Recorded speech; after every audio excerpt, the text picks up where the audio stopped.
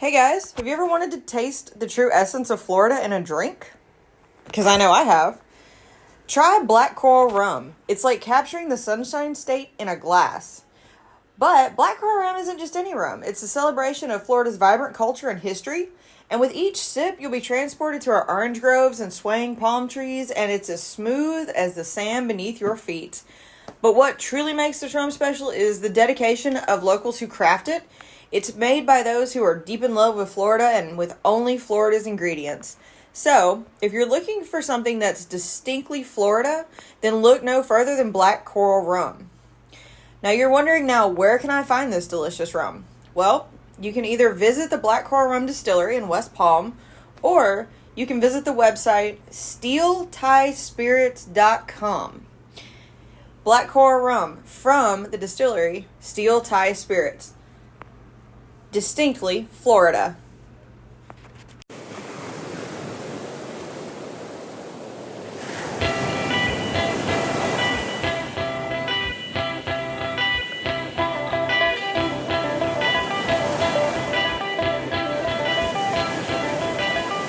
Hey guys, welcome to That Florida Feeling.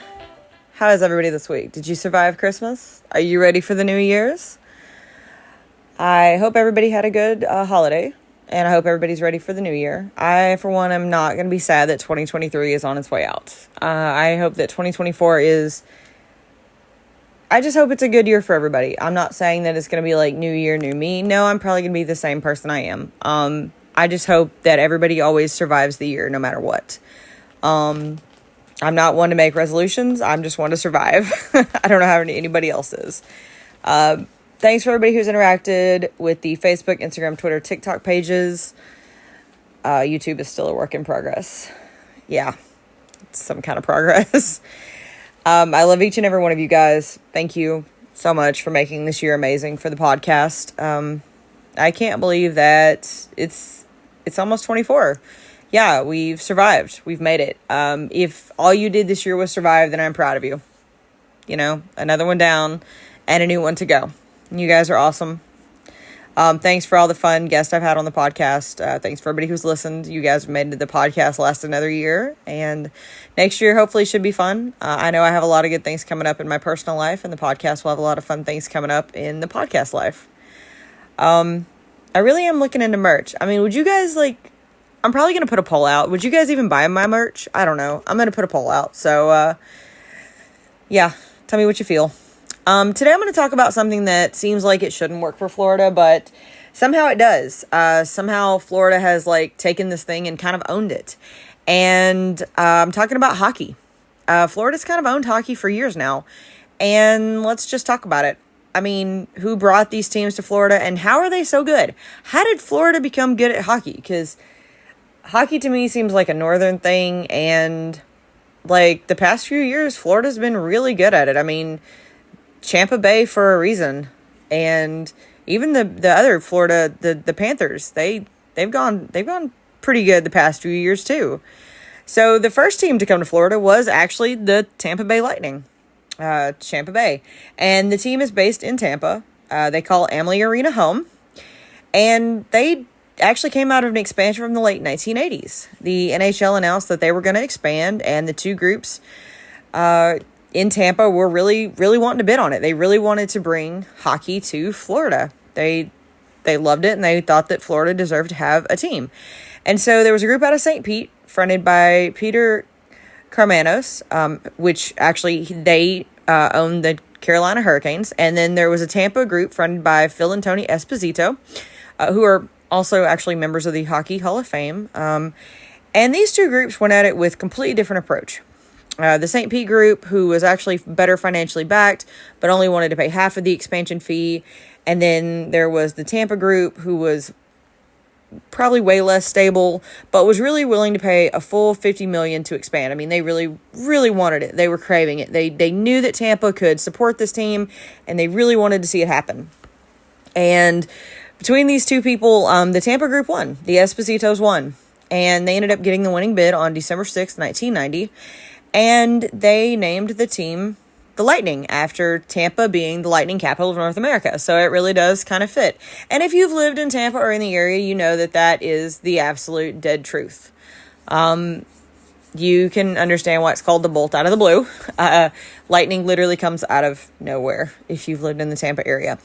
So Phil Esposito took over as president and general manager, while Tony was the head chief scout of this brand new team, excited to be in the Tampa area. Terry Crisp, who played with the Flyers when they won the Stanley Cup, was chosen to be the first head coach. Wayne Cashman from the Bruins was the first assistant coach. And the Lightning officially played their first preseason game in September of 1992 against the Minnesota North Stars. And they actually turned heads in the same preseason when...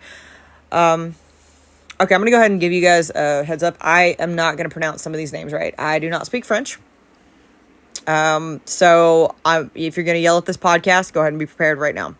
So they had a Mayon Rayom. I believe it's how you say it. Mayon Rayom. I know I've heard this name before. It's the first woman to play in an NHL game. And even my father-in-law is going to yell at me because I know he used to like her.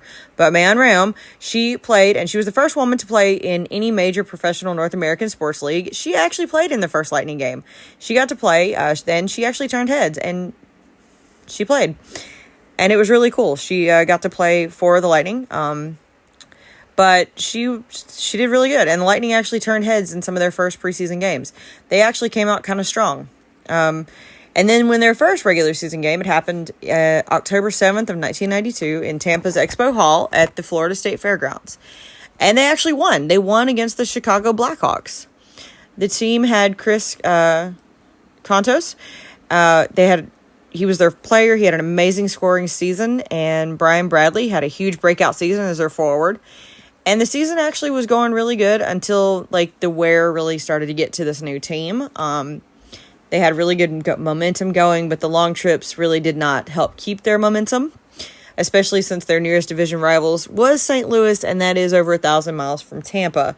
So, that was really the downfall of being the southernmost team and not really being near anyone. You're really having to travel, and that really didn't help their momentum in their first season. They did finish last place in that season with a 23-54-7 record, and they only had 53 points. They did have, though, the best first season showing for an expansion team at that time. Bradley ended the season with 42 goals, and it really kind of gave the fans hope for the next season. Not the worst showing for an expansion team for their first year. They did continue on, and they got a new home in the Florida Suncoast Dome. Although that was originally built for baseball in St. Pete, it was changed to hockey, which was renamed the Thunderdome. The team picked up new members after their first season to try and become a better team. Of course, they always wanted to continue to try and improve, and they had some improvements, but unfortunately, they still remained in last place for their next 2 seasons, and they continued to struggle and grow. They moved into their new arena, the Ice Palace, for the 1996 season. And by the way, yes, the Ice Palace is now known as Amalie Arena, for those of you who lived in the Tampa area. If you've ever heard of the Ice Palace mentioned, that is now Amalie Arena, where you can watch the Tampa Bay Lightning play. And of course, they continue to pick up and change the team out to continue to try and grow and be the best team they could be. And they continue to get closer and closer to the playoffs each season to improve. They changed up coaching in the 97-98 season when Chris was let go and bring in Jacques Demers, who actually did not lead very well. He kind of plunged them into the worst season in history. He had a .268 winning percentage. High hopes into failed dreams. They continued on a downward streak when they were owned by the Kokusaki Green, which was an investment company. They were really inattentive to the team and its needs, and you could say that this is really when the team really had a downward dive. This is really when people thought that the team was going to end up being lost. I mean, rumors about the team being bankrupt. They even had a rumor that this was going to be a front for illegal operations. I mean, things were not looking good for the Lightning for the late 90s. The IRS got involved people started calling the Tampa Lightning a skating vaudevillian show. I mean, this was a joke for hockey, and it was not good for Tampa. But they pushed on. Everybody has those bad years. Some people's bad years are a little bit worse than others. But you know what? They kept going, and they continue on, and they finally made their first playoff season. They were actually still kind of in trouble when they made it, but they did it. They had a huge asking price, and the lease on the Ice Palace kind of kept buyers away as the team attempted to stay afloat. The other problem that was really kind of keeping the team from really growing and being sold was that there was no actual structure as to who owned the team. Like, nobody actually knew who owned the team. I mean, like, there was the people who was the investment company. There was Phil and Tony Esposito, but there was so many backers that nobody really knew who was there. And then the people who were the backers never really watched the hockey game, and they were always short on cash, and there was always problems. And so it was like a really, really bad time for the Lightning. The team was actually about to be taken back over by the NHL if no buyer could be found by the end of the 98 season. The Lightning was basically dubbed a financial nightmare, and they were in debt more than 236% of what they were worth, more than any other of the North American franchise. Fortunately, the team finally found a buyer in 1998 in the form of Art Williams. Art Williams was the owner of a Canadian Football League. He owned a team in the Canadian Football League, not the league itself, just a team. And he didn't know much about hockey, but he wanted to save them.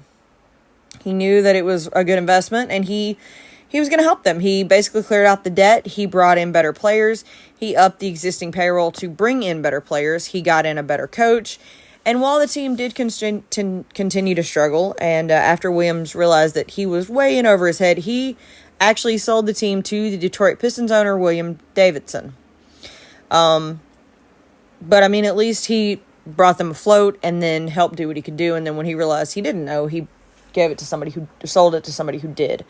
Davidson remained in Detroit, but did appoint a new team president, Tom Wilson. He was going to handle the daily management of the team. Wilson fired Demers, with reason, for being a horrible coach, and hired Rick Dudley from the Ottawa. He was in Ottawa. He is now the new GM. Steve Ludzig was brought in as the new head coach. Tampa continued to try and outgrow those bad years. They wanted to put them behind them, and they wanted to get a new beginning, but unfortunately that's a little bit tougher than anybody realizes. Those things kind of continue just to follow you. The Lightning, even though they were rebuilding, as everybody knows in sports, rebuilding years sometimes follow you a little bit longer than you hope. They continue to lose 54 games in the 99-2000 season, and then 52 games in the 2000-2001 season, which made them the first team in NHL history to have 4 straight 50-loss seasons. Still not looking good for Tampa. But they continue to go on. They're going to fight for it. The team was, they were going to continue to keep changing. They were going to keep bringing in up-and-coming stars, and they changed coaches again. John Tortella was now the new head coach, and Le Cavalier was now the new captain of the team. They're going to keep finding and trying new combinations until they get it right. They were also showing improvement. The 01-02 season even saw playoff contention, but also that was a really bad year for a lot of injuries. A lot of people got hurt. A lot of people retired. They were almost there, and they just couldn't quite do it. But they earned more than 60 points that season, which was the first time since the 97 season. So, there's still improvement. There's always room for improvement, but they were getting better, and there was improvement, and they were continuing to improve. The Lightning were still improving. The 02-03 season showed really just how much. They actually finished with a 36-25-16 record. They actually broke the 90-point barrier with 93 points. The team had been led by Le Cavalier, Martin St. Louis, Brad Richards, and this is one of those I can't say, Ruslan Fedotenko. They battled all season against the Washington Capitals for first place, and they actually made the playoffs. So, again, improvements had been made. The first round of playoffs, though, saw them fall 2 games, but they won the first playoff series in franchise history. So, they're getting there.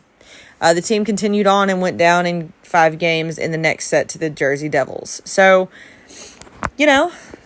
every little step helps, and they're getting there. So the team didn't stop there. They continued that momentum. Then the 03-04 season with a 46-22-8-6 season for another leap in points to 106 points, and it put them in second best in the NHL after the Red Wings. That was also their first time they had ever gotten 100 points in franchise history. So another new first in franchise history. They had outed the New York Islanders in the first round of playoffs, swept Montreal in the next round, and then they faced the Philadelphia Flyers in the conference finals. They fought a hard 7-game battle, which came down to Frederick Modin scoring the winning goal for Tampa, and they were on their way in their first ever appearance in the Stanley Cup Finals. They were going to face the Calgary Flames, and they won a full 7 games, with the deciding game being played in the St. Pete Forum on June 7th, 2004. Ruslan Fedotenko was the hero, scored both Lightning goals in a 2-1 victory, and the Lightning had won a Stanley Cup in only 12 years of existence, only 3 years after their 4 worst consecutive seasons ever. So the Lightning had some of their worst years in franchise history and had battled absolutely ruthlessly to come back, and they had done it. Tortola won the Jack Adams NHL Coach of the Year award, and the Lightning were now the southernmost team to ever win the Stanley Cup. Pretty good for a team that had only been around barely over 10 years. The team wanted to continue their momentum, but due to a lockout in the 05-04, they had to wait until the 05-06 season to reclaim or to continue. Unfortunately, though, that season was a really bad challenge, and they barely made playoffs, where they lost in the first round to the Senators. And I don't know why that is. It seems like every year, it's really hard for people to keep their momentum. And the only thing I can say, this year, especially, and I'll even though it's not hockey, it's the Kansas City Chiefs this year are doing absolutely horrible. You won last year against the Philadelphia Eagles in the Super Bowl, and this year you're just doing horrible. It's, for whatever reason, I don't know. Other than Brady in football, it's a lot of people don't consecutively win back-to-back. I don't get why. I know you're yelling at me these teams did it, and I know they did, but it doesn't seem like a lot of teams do it. All right, back to hockey. The teams took time to rebuild and make some trades to get back to their Stanley Cup dreams. They brought in Holmquist. I can never say his name. I cannot say his name. He joined the team and made a huge impact. The first half of the season was inconsistent for the Lightning. They would do great, and then they would do bad. They were just absolutely up and down that entire first part of their season. But they improved in the last half of the season, and they actually went to playoffs, where Le Cavalier broke the franchise record for having the most points in a season with 95 points, and they finished with 108. He also broke the franchise goal scoring record with 52 goals for the season. However, the Lightning began to decline again as they struggled during the 07-08 season with little support from players to back up the big three that made up the team. The Lightning were then actually sold on February 13th of 2008 to OK Hockey LLC. They were active in trades after the sale and continued to try to grow the team. They were going to continue to try to make them a powerhouse. Unfortunately, when you do those kind of trades, they don't have a great season that year. And they actually became the worst team on the road with only 11 wins. Those trades didn't work out too well.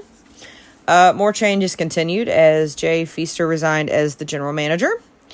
The 08-09 season meant that the Lightning got to participate in the NHL's premiere and open the season in the Czech Republic against the New York Rangers. Kind of a cool thing for their team. The team brought on Barry Melrose as the head coach, but he did not quite finish the season. They also had one of the lowest point totals since the 2001 season. Rick Tocci eventually made full-time head coach, and more trades were made to build the team back up. I will say the Lightning seems to go through, a lot of trades. Even since I've been watching, really paying attention to hockey, they seem to go through a lot of roster changes. They did have an up-and-down season in the 09-10 years. Stamkos had a great season. Stamkos seems to always have some pretty good seasons, especially in the 9-10 season. He scored 51 goals in just his second NHL season. He tied with Sidney Crosby of the Penguins for the Maurice Rocket Richard Trophy. The team was sold that same year, late season, to Jeffrey Vink. He actually cleaned house in one day after the season ended. He fired Tocci and GM Brian Lawton. He was done with them. Steve Yzerman was hired from the Detroit Red Wings in May of 2010 to be the GM of the Lightning. Yzerman hired Guy Butcher. I don't know how to say that one. These are the names I cannot pronounce, guys. I'm sorry. Yeah, I think it's Boucher. I'm sure it's French. He's from the Montreal Canadiens to be the head coach. Yzerman was determined to grow the team back into something better and picked up some good players in the NHL draft that year. The team looked really good in 10 and 11, a season with a 46-25-11 run with 103 points, matching the franchise record for wins in the season. The Lightning made it that year to the Eastern Conference Finals and went all 7 games to lose only by a single goal. I feel like that's tripping at the finish line. The team did not bounce back, however, in the 11-12 season with a 38-36-8 record. Again, the lockout messed up the season in the 12-13 season and only made it 48 games. Yzerman was not happy with their performance and decided a new coach was needed. Guy was let go, and John Cooper was brought in to become the 8th coach in franchise history. The 2013-14 season became another change in the Tampa history. They actually had an above-average performance, and on November 11th, 2013, the team tied for the most goals during a regular season. Stamkos was injured, but named captain for the team. The team actually ended the season with 101 points, placed second in the Atlantic Division, but unfortunately, the Lightning were eliminated in the first round by the Montreal Canadiens. The 2014-15 season saw the Lightning end on another good year with 108 points, placing second again in the Atlantic Division. They were in the playoffs for the second straight season and scored the most goals of any team in the NHL. They eliminated the Red Wings in the first round, the Canadiens in the second round, and went on to face the Rangers in the Eastern Conference Finals. The Lightning and the Rangers split the first 2 games, but ultimately the Lightning won to go on to their first Stanley Cup appearance since 2004. They were the first team to defeat the Rangers in Game 7 at MSG. They were going to face the Blackhawks in the Stanley Cup. They fought hard, but unfortunately that year the Blackhawks would take the cup. The 2015-16 season would not get off to a great start. They did have contract issues with Steven Stamkos. The Lightning did not get going well that year, but finally kind of got it underway in January. They set a franchise record for 9 consecutive wins. In March 5th of 2016, the team made it to the Eastern Conference Finals against the Penguins. They didn't do that great. Going on to the next year, the 2016-17 season, unfortunately, was also plagued with injuries, as Stamkos was hurt in the 17th game against the Red Wings. They also made some trades throughout the season, and they gained Nikita Kucherov and Andre, I should know how to say this, being living in Florida and in Tampa, Andre Velis, I can never say his name, and I'm sure every one of you is yelling at me right now. Velizivsky? I cannot say this, and I've heard so many people say it. Okay, but you know who I'm talking about, Andre Vasilevsky. They bounced back from injuries, but they barely missed the playoffs. But as you can tell, this team is gaining up to do some amazing stuff. The 2017-18 season started off really strong with Stamkos scoring 20 points in the first 10 games, assisting 9 of Kucherov's. The Lightning finished 54-23-5 with 113 points. They actually were first in the Atlantic title division. And that was the first time since the 03-04 season, and they secured top seed for the Eastern Conference for the 2018 Stanley Cup playoffs. Kucherov scored over 100 points during the regular season play and finished third overall in the league. They were on the hunt. They were going to get the cup. They wanted it. But they were eventually defeated by the Washington Capitals. 2018, though, brought more changes for the winning team as Steve Yzerman was going to be stepping away from the team. Julian Brisebois was going to be the new GM to lead the team in the 18-19 season, where the Lightning clinched their first President Trophy and second consecutive division title. They won 62 wins that season. They tied with the 95-96 Detroit Red Wings for the most wins of the season. Kucherov was the leading scorer in the league with 2,000 points. No, I don't think so. With 128 points, as well as setting a new franchise record. They swept the first round They were swept in the first round by the Blue Jackets, which caused the team's year to be one of the biggest letdowns in history, or the disappointment that all others were measured by. I feel like that's some harsh words. Disappointments that all others are measured by. That is harsh words. Wow. Okay, well, they knew they couldn't do that again, so they worked really hard. They rebuilt. They brought in new players.